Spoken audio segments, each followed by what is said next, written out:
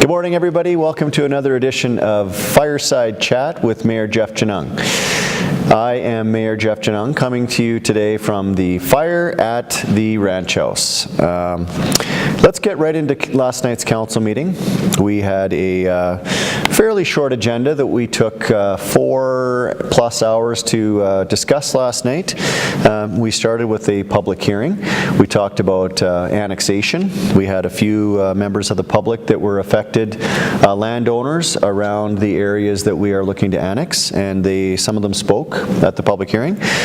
Council heard from administration and all the work that the annexation committee has done, joint effort obviously with Rocky View County and ourselves, but we'll get into that later in the agenda as it was in the regular council meeting. So we had the public hearing, we adjourned that, and we moved right into the agenda. So first up on the agenda, happy to announce we had two presentations to make. One was to Ms. Della Robertson. She has been awarded a provincial, recognized by the province for her work in FCSS regarding seniors and a list of things.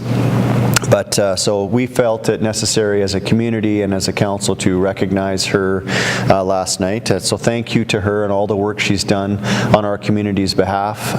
And if you want to check out the presentation and what we said and the words from Della herself, please check out the live stream that you can see on YouTube at Cochrane.ca. You can find the link.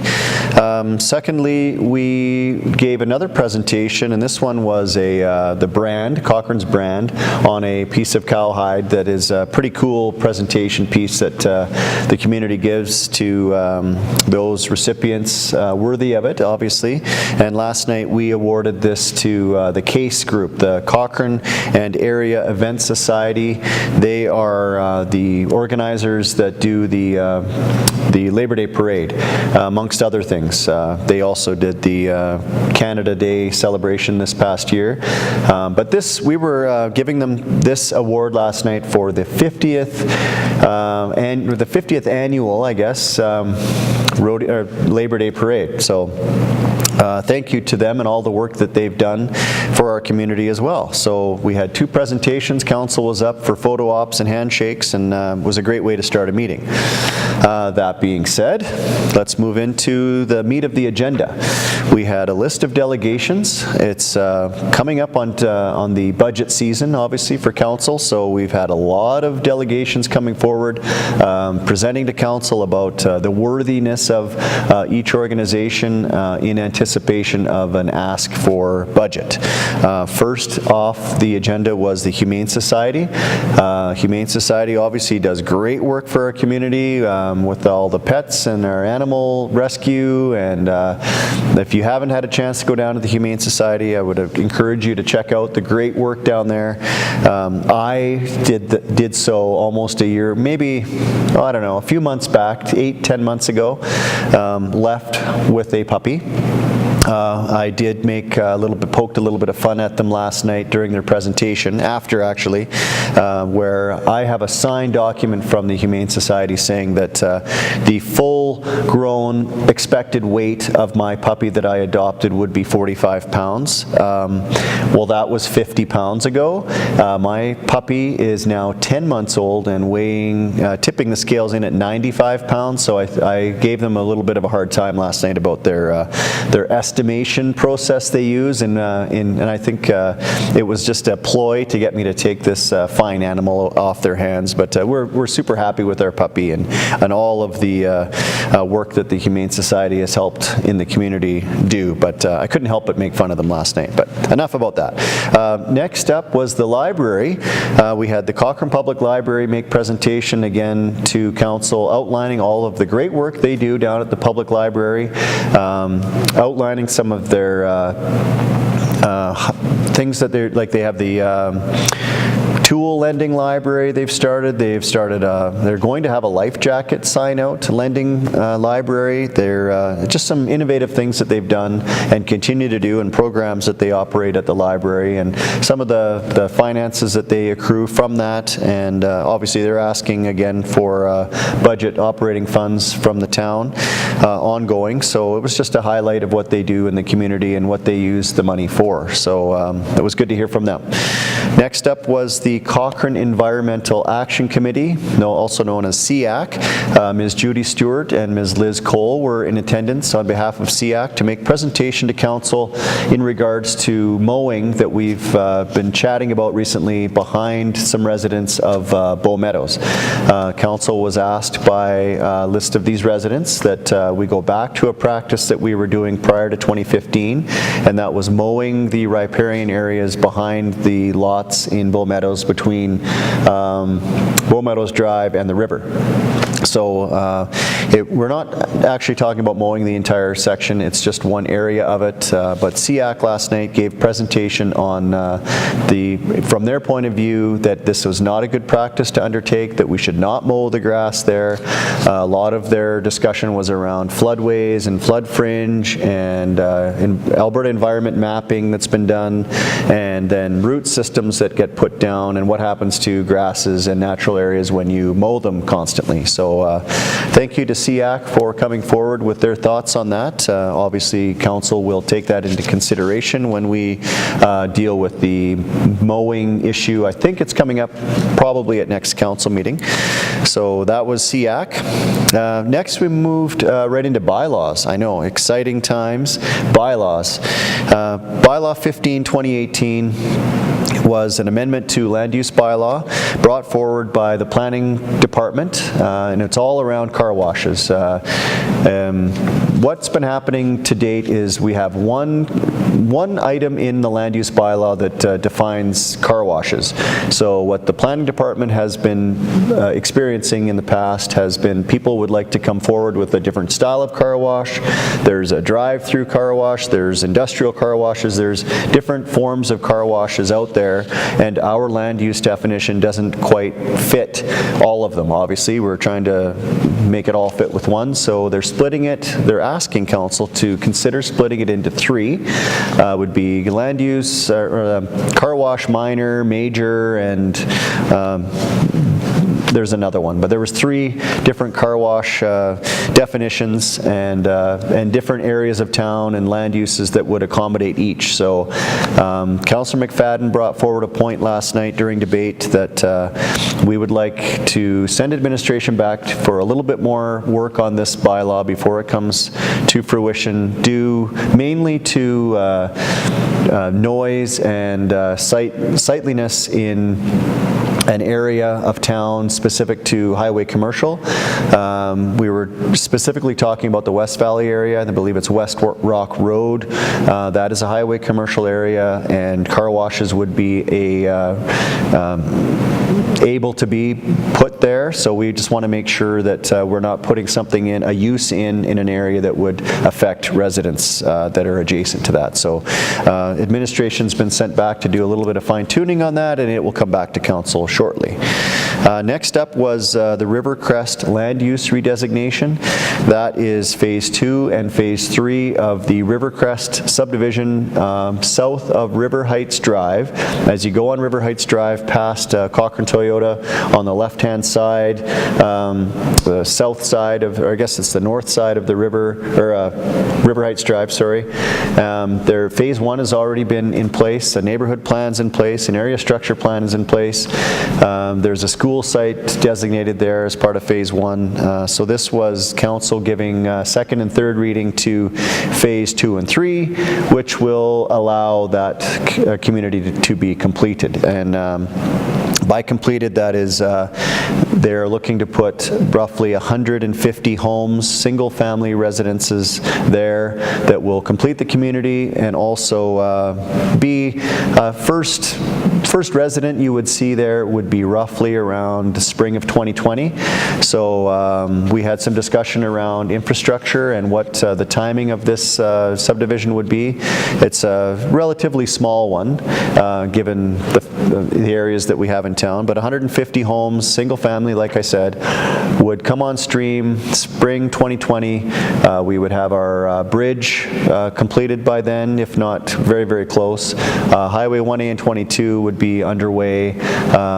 Center Avenue would be widened, so the timing was deemed appropriate for a lot of the infrastructure that we have in place or coming soon, and this would be coming on stream in concert with that. So looking for that community to be completed soon.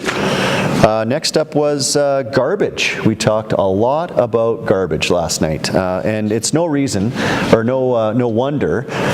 Garbage and waste and recycling is ever growing as an issue for municipalities. Ours not being exempt from that. So bylaw 31/2018 was up for first reading last night, and we had a lot of discussion around the merits of bi-weekly pickup. I have a lot of notes in my book about it, but currently Cochrane, and we're just talking about, and I want to be clear, it's the black bin only that would be picked up every other week. And by first reading, we had first reading put on the floor last night, so it's now up for discussion. This change has not been implemented yet. We're looking at second and third reading coming forward to the next council meeting, which would be October 22nd. But Fabrizio from the waste management team was in attendance last night and gave us the lowdown on bi-weekly pickup. This was something that was put before council a year ago. Council decided at that time that Cochrane was not quite ready for this move, so we asked the team to go out and educate all of us, the community, in what it means to divert 80% of our waste by the year 2020, and that is our goal for the community. Divert 80% of our waste by the year 2020. And what that means is we would be putting more of our waste that we've been traditionally putting in the black bin that can actually go in the blue bin, recycling, and the green bin, organics, and reduce the amount that we're putting in the black bin, because that is where we are being charged, everyone as a municipality, to haul our garbage to the city and put in the landfill. Alberta Environment has been cracking down on landfills. They're not allowing new landfills to be created, and if they are, it's a huge, long process. So the landfill that we're currently using is in the City of Calgary, and the City of Calgary, following guidelines by the province, has been restricting organics and recyclings in their landfill. So what that means is we get charged way more for waste than we do for compost and recycling. So in fact, it's about half the cost for composting, so the green bin, as it is for items in the black bin. So what we've been doing over the past year, and a lot of you may have seen this over the last 365 days, is the education program that Fabrizio has been doing. And I am actually quite impressed with the work that they've done. We have 9,100 black bins in the community. Fabrizio and his team have audited and visited 9,000 of the 9,100. That's amazing. Almost every single garbage bin in Cochrane has been audited, and what they're doing, and they're not making anybody wrong, they're trying to educate all of us on what we can do as a community to be better.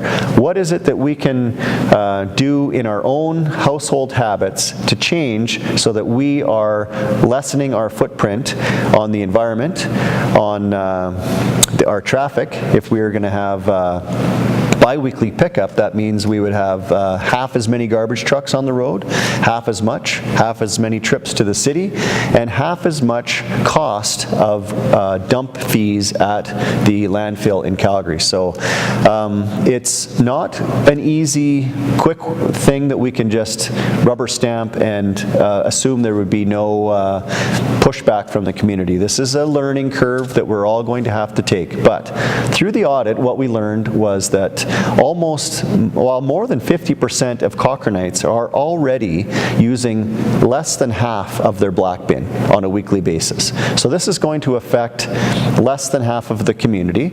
And really what we're saying also with the audit, we found out that out of the 56% of the black bin that's currently being filled by residents, 27% of that is actually waste. And there's a good portion that can actually still go in recycling and in organics.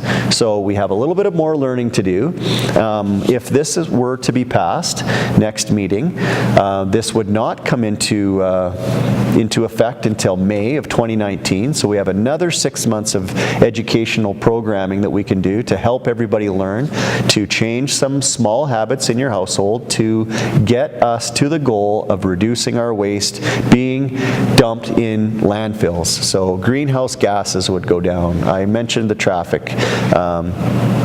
It's the right thing to do, and it's going to take some time, and I know we're going to have some pushback on this, but it's a leadership move, I believe, that we as council need to initiate to take our community to the next level on the recycling and organics program. There's a lot of talk around costs to do this. I could get into a whole lot of detail on that. We have a contract with waste pickup. The trucks that pick up our waste right now is a contract, privately run. They have a contract in place that goes up by 2.3% next year if we were to keep it the same. What we're saying is if we go to bi-weekly pickup, that we can avoid the 2.3% increase and actually hold the line at what we're currently paying. So if you want to have a discussion about this, you can reach me at any time. I'd love to talk about it. I think this is something that we need to do as a community. We're going to have to at some time, so I think if we start to make baby steps in that direction and peel the Band-Aid off slow instead of just ripping it off all in the last year, this is something that we need to start thinking seriously about. So again, if you want to reach out to council and give us your feedback, we'd happy to have it, but this will be something that I think we need to do. So I've said it enough. So we talked about garbage a lot last night. So, and again, the one last thing, and this was the big thing, and I really highlighted this last night too. We know that there are people and families in the community that will have trouble with a single black bin every other week being picked up. So what the Waste and Recycling team has come up with to accommodate that is an exemption program. So if you have 2 or more children in diapers, you could apply for this exemption program and get a second black bin picked up every other week, but that you would actually have twice the capacity. So it would be just like you have now. Every week a black bin's being picked up, but you would have a second black bin because you are exempt, because they found in the audit that families with 2 or more children in diapers is hard to meet the criteria of what we're trying to put in place. Second exemption would be for medical reasons. Maybe you have a medical reason to produce more waste, and that you simply cannot make the every other black bin pickup. So there are bags you can have and a second bin that you can have for that as well. So there is a program being put in place to accommodate families that simply cannot make this every other week. But so lots more to be talked about that, and it's coming up at the next council meeting. So old business. Moving right along. Again, annexation.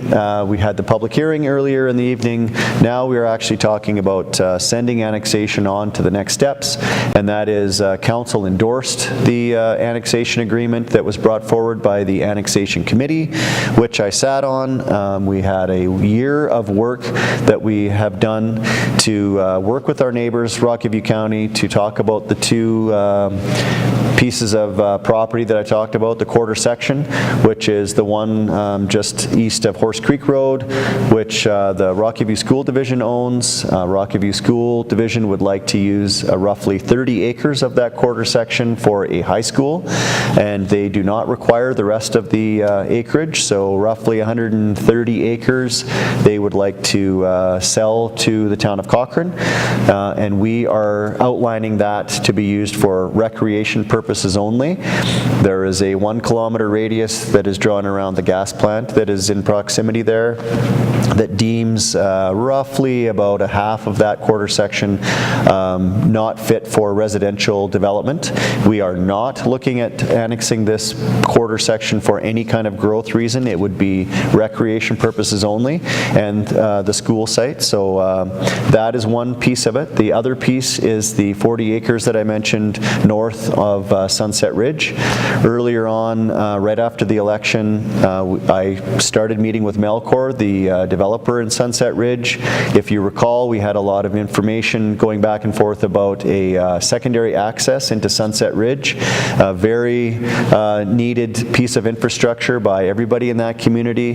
There is 2 intersections that are required there to, well, 2 ways in of the community was what we're trying to accommodate.